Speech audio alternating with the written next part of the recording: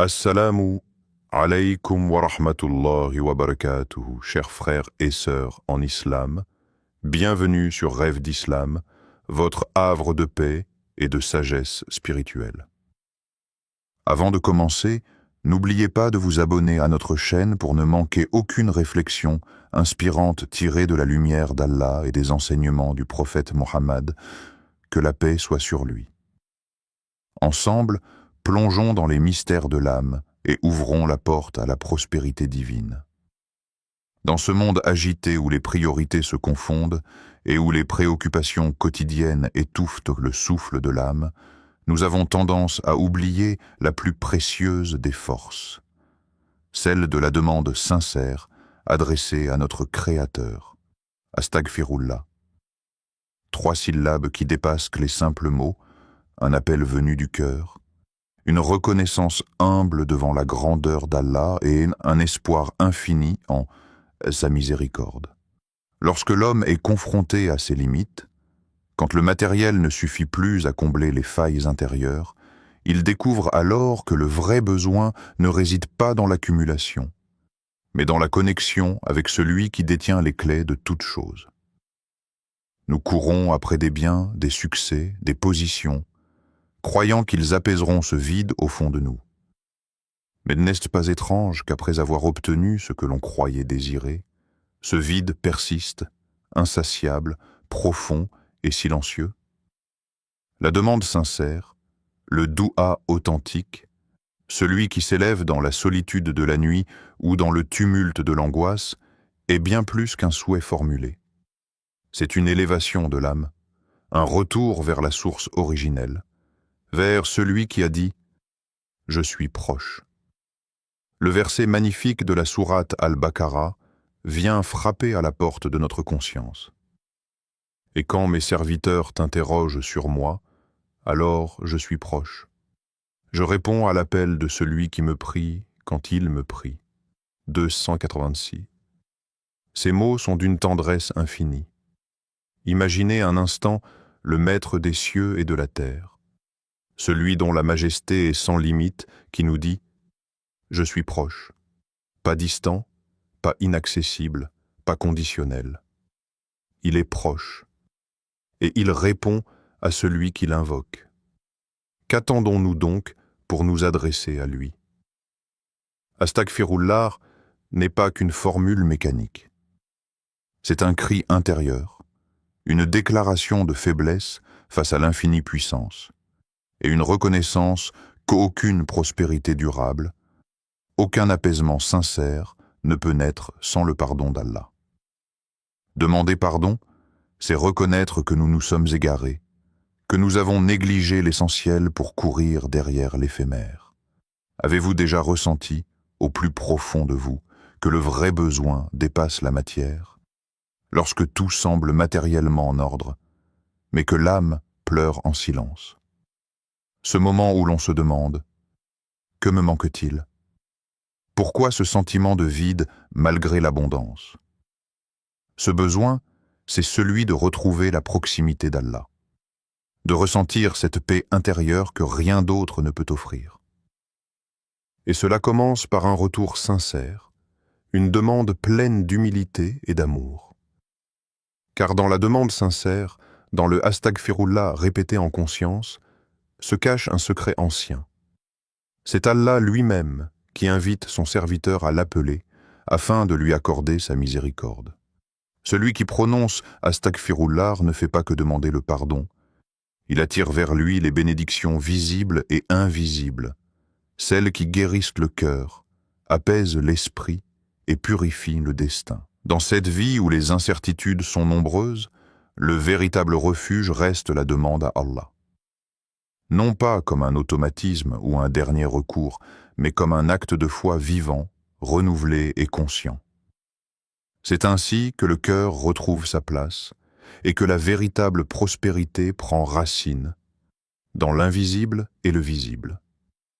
Il était une fois, dans une ville aux ruelles pavées et aux souks animés, un marchand prospère nommé Salim. Sa réputation s'étendait bien au-delà des murailles de la cité. Les tissus rares, Les épices venues de contrées lointaines et les bijoux scintillants emplissaient ses étals. Les notables de la ville le saluaient avec déférence et les voyageurs vantaient tenter sa fortune. Mais comme souvent dans la vie, la roue tourna. Un incendie dévora ses entrepôts. Une caravane disparut dans le désert. Les créanciers frappèrent à sa porte, et ses amis de jadis s'effacèrent un à un. Ce que Salim avait mis des années à bâtir disparut en quelques semaines. Ce jour-là, il se retrouva seul, assis sur les décombres de son commerce, le regard vide, l'âme vidée. Ce n'était pas seulement la perte de ses biens qui l'accablait, mais ce vide intérieur qu'il n'avait jamais osé affronter. Toute sa vie, il avait placé sa confiance dans la richesse matérielle, pensant qu'elle suffirait à le rendre maître de son destin. Or, à cet instant précis, il comprit qu'il avait oublié l'essentiel. Cette nuit-là, incapable de trouver le sommeil, il se leva et quitta sa demeure. Sous le ciel étoilé, il marcha sans but jusqu'à une petite mosquée déserte à la lisière de la ville. Là, dans le silence nocturne, il s'agenouilla et pour la première fois depuis des années, les larmes montèrent à ses yeux. Il murmura « Astagfirullah, Astagfirullah, Astagfirullah » d'abord d'une voix tremblante, puis plus assurée, jusqu'à ce que le flot de ses remords éclate. Il répéta cette invocation des centaines, puis des milliers de fois. Chaque mot effaçait un peu plus le poids de ses fautes passées. Il ne priait pas pour retrouver ses biens. Il implorait la paix de l'âme, la réconciliation avec son Seigneur, et le pardon pour avoir tant négligé l'essentiel. Les jours passèrent. Un matin, un vieil ami qu'il croyait perdu vint lui proposer un modeste travail de comptable dans une échoppe. Salim accepta humblement. Peu à peu, des opportunités inattendues surgirent. Une transaction honnête ici, un petit commerce là. Mais ce qui avait changé en lui n'était pas tant son sort que son cœur. Il ressentait désormais une paix profonde, un apaisement que ses coffres remplis d'or n'avaient jamais su lui procurer. Il continuait à prononcer « Astagfirullah » chaque jour, non plus par peur de la perte, mais par amour pour celui qui lui avait offert la sérénité intérieure. Et comme Allah l'a promis dans le noble Coran, quiconque fait le mal le payera en proportion, et quiconque fait le bien, fût-ce du poids d'un atome, le verra. Sourate Al-Zalzala, 99, 7, 8. Salim avait compris. La véritable richesse naît du repentir, non pas parce qu'il rend la vie plus facile, mais parce qu'il purifie le cœur et lui donne de voir la vie avec des yeux apaisés. Son bien-être ne dépendait plus de ce qu'il possédait, mais de la proximité qu'il entretenait avec Allah. Qu'est-ce réellement que la prospérité? Est-elle la simple accumulation de biens visibles, le compte en banque qui gonfle et les possessions qui s'entassent? Ou bien est-ce un état intérieur, un apaisement du cœur, une lumière qui éclaire les ténèbres de l'âme et donne du sens à ce que l'on possède et à ce que l'on perd? Dans la tradition spirituelle de l'islam, la prospérité véritable commence dans l'invisible. Elle est intimement liée à la pureté du cœur, car c'est dans cet espace secret et silencieux que naît la véritable richesse. Celui dont le cœur est alourdi par les fautes, les rancunes et l'oubli de son Seigneur, verra les biens matériels lui échapper ou, s'il les possède, les trouvera fades, incapable de combler ce vide intérieur. Astagfirullah, cette formule si simple et si légère sur la langue, est un outil puissant pour purifier le cœur. Chaque demande de pardon est un acte de reconnaissance. Elle dit « Ô Seigneur, j'ai fauté, j'ai négligé, j'ai laissé les illusions du monde dominer mon esprit. Pardonne-moi et éclaire mon âme. » Et c'est précisément dans ce dépouillement, dans cette sincérité, que naît la bénédiction, la baraka. Car la baraka n'est pas seulement ce que l'on voit, c'est ce qui multiplie le peu, qui apaise les douleurs les plus profondes et qui insuffle un équilibre dans des situations que le raisonnement humain ne peut expliquer. Quand le cœur s'allège du poids de ses fautes, qu'il s'humilie devant Allah et qu'il se purifie, il devient un réceptacle pour la lumière divine. Cette lumière, que les sages appellent en nur, illumine la vie du croyant et transforme chaque chose ordinaire en source de bien. Alors, comment la baraka s'infiltre-t-elle dans chaque aspect de la vie? Elle prend des formes subtiles et profondes. C'est ce repas modeste qui rassasie toute la famille. Ce commerce limité qui prospère au-delà des prévisions. Ce sommeil court qui repose plus qu'une longue nuit. Cette relation humaine qui se renforce sans explication. Cette sérénité qui accompagne même les épreuves. Le prophète Muhammad, paix et bénédiction sur lui, enseignait que le cœur pur attire le bien, car Allah déverse sa miséricorde sur ceux qui se tournent vers lui sincèrement. Dans le Coran, Allah nous rappelle, ceux qui disent « Notre Seigneur, nous avons cru. Pardonne-nous donc nos péchés, et protège-nous du châtiment du feu, sont assurés d'une place au paradis. » Sourate Al-Imran 3:8. Ce verset contient un secret. Il nous montre que la demande de pardon n'est pas un simple rituel, mais un acte de foi profond qui ouvre les portes du paradis et de la prospérité ici-bas et dans l'au-delà.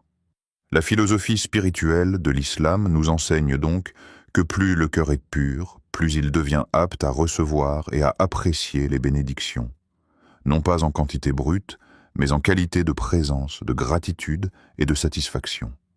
Ainsi, la prospérité véritable devient un état du cœur avant d'être un état matériel. Lorsque l'on entend qu'il est recommandé de réciter Astaghfirullah 1947 fois, cela peut sembler, à première vue, immense et inaccessible. Beaucoup se disent qu'ils n'auront ni le temps, ni la patience, ni la force de maintenir une telle discipline. Mais ce chiffre n'est pas là pour intimider. Il est un symbole de persévérance, un enseignement secret sur la constance et l'endurance dans le souvenir d'Allah. Car dans la tradition spirituelle, ce n'est pas la quantité brute qui compte, mais la régularité et la sincérité.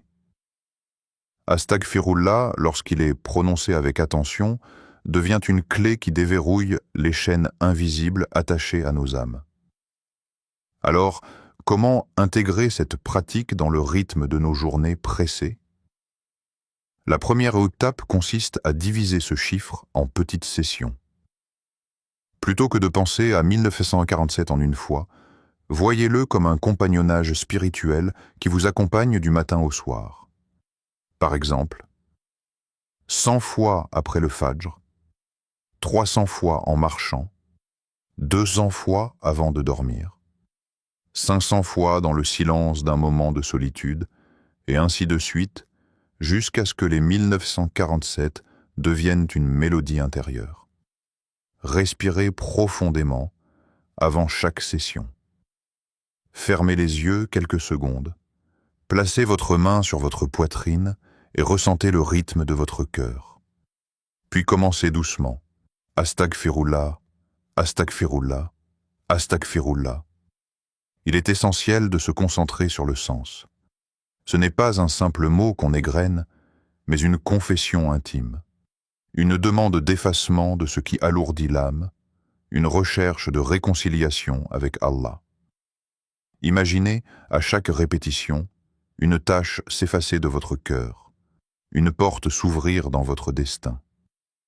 Et voici un conseil que peu de gens pratiquent, mais qui transforme l'exercice.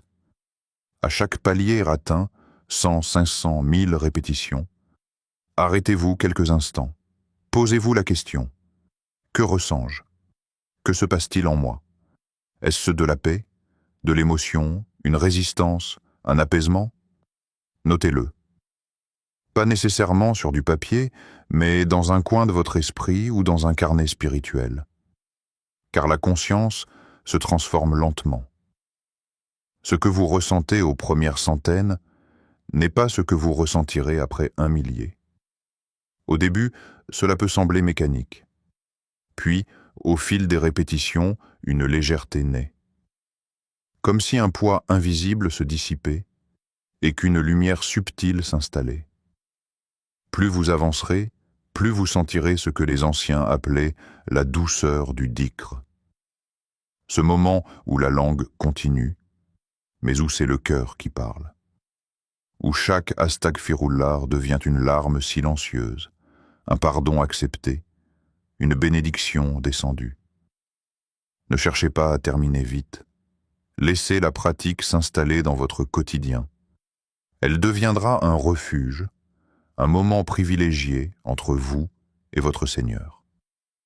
Il est fascinant de constater à quel point les découvertes modernes de la psychologie et des neurosciences viennent confirmer ce que le Coran enseigne depuis des siècles. Le souvenir d'Allah, et en particulier la répétition méditative d'invocations telles que Astaghfirullah, exerce un effet profond sur le système nerveux et l'esprit, et humain. Des études récentes en neuropsychologie ont démontré que la répétition de formules spirituelles agit sur les ondes cérébrales en induisant un état de relaxation profonde. Le cerveau passe alors de l'activité bêta, associée à l'attention et à l'hypervigilance, à des ondes alpha et θ, ces fréquences calmes et lentes qu'on retrouve lors de la méditation, du sommeil léger ou de la prière concentrée. La phrase « Astaghfirullah » répétée avec conscience agit comme un véritable mantra. Chaque répétition ralentit le rythme cardiaque, réduit la production de cortisol, l'hormone du stress, et favorise la sécrétion d'endorphines et de sérotonine, les hormones du bien-être et de la paix intérieure. C'est une science subtile et sacrée, où la parole agit directement sur l'esprit et, par effet miroir, sur le corps. Plus encore, la répétition méditative a un pouvoir de reprogrammation mentale. Chaque astaghfirullah prononcé avec présence efface non seulement des traces spirituelles, mais aussi des empreintes émotionnelles négatives. Les pensées anxieuses, les peurs et les tensions inconscientes s'amenuisent peu à peu, remplacées par une sensation de sécurité intérieure et de légèreté. Dans cette lumière, il devient évident que ce dhikr n'est pas qu'un acte dévotionnel, mais un soin thérapeutique. Il guérit l'âme et apaise les tempêtes mentales. Il ouvre des espaces en nous où peuvent descendre des intuitions, des inspirations, et ce que les sages appellent les solutions divines.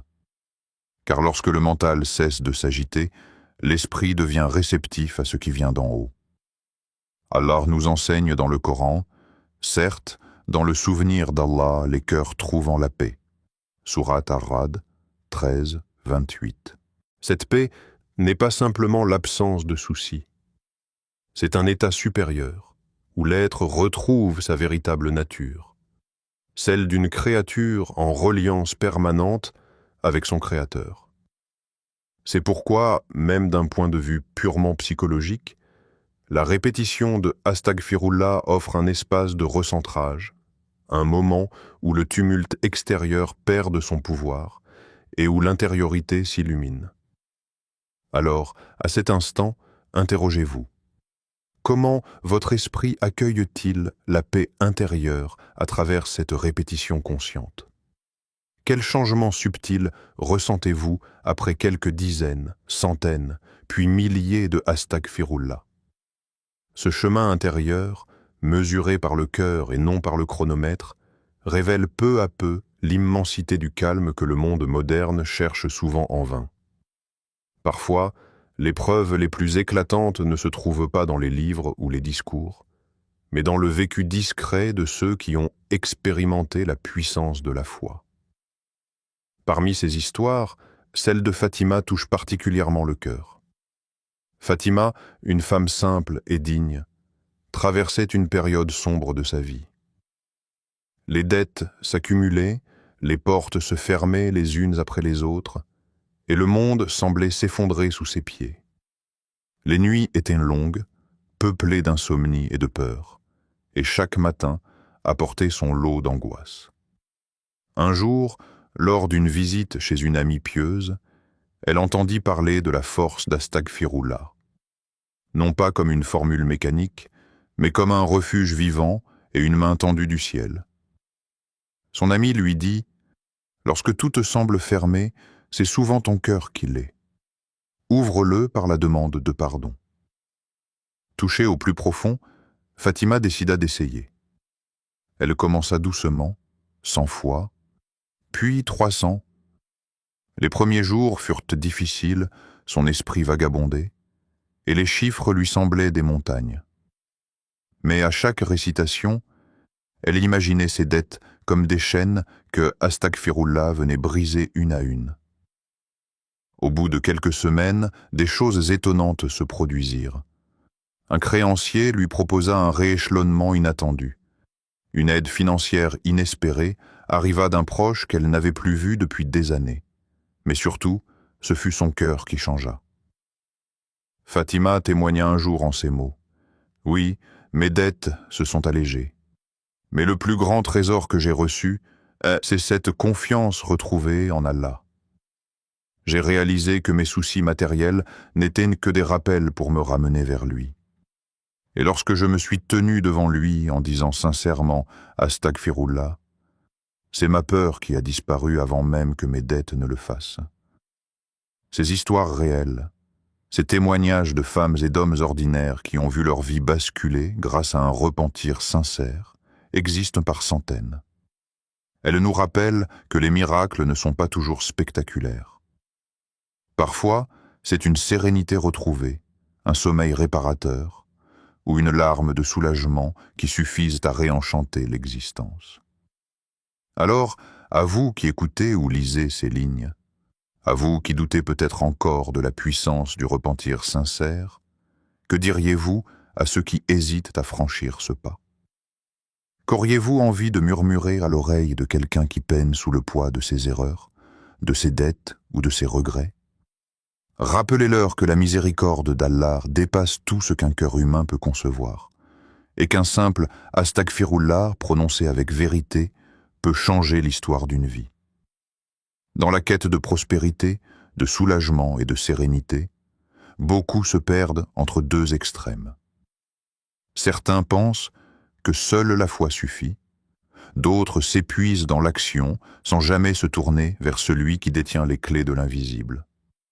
Mais le Coran, dans sa sagesse infinie, enseigne une voie du juste milieu.